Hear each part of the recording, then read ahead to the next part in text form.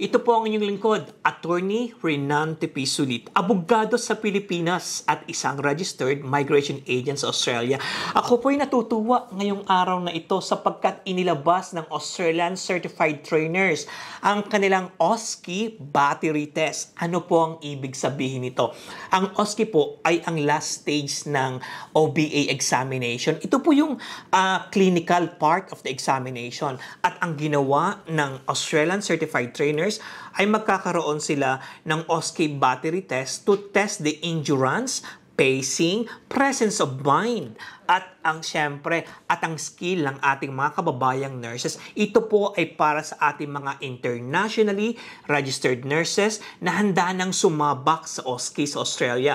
Ang Australian Certified Trainers po ay ang pinakamalaking training center sa Australia sapagkat mayroon silang Medispace sa Collins Street sa Melbourne kung saan nadodoon din ang testing center. Nagkaroon din po ng karagdagang mga invigilators sapagkat dumarami ang ating mga enrollees sa Australian Certified Trainers. Kaya nung ibinalita sa akin kanina na OSCE battery test, talaga napakaganda nito sapagkat ang ating mga kababayan sa loob ng 2 linggo ay magkakaroon ng simulation of the examination. Bukod pa ito sa mock test. So, ang ibig sabihin nito, kapag nagsimula na agad ang inyong training sa Australia, kayo ay isa-subject agad sa isang kondisyon na parang examination. Pagpasok mo, mayroon agad siyang simulation, different stations na kung saan kukumplituhin mo ang bawat skill na ibibigay sa'yo in 10 minutes. At karamihan sa mga scenario na ibibigay dito sa OSCE battery test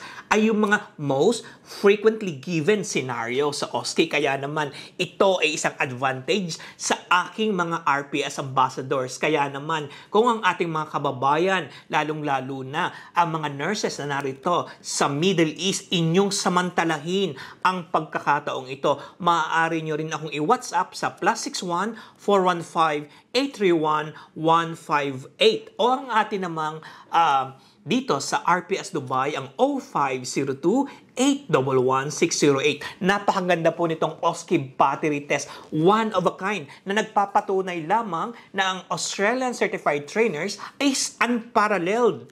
No? At saka most comprehensive, most intensive, and the most budget-friendly OSCE Training Center in Australia. Kaya naman mga kababayan, kay RPS, sulit ang visa mo.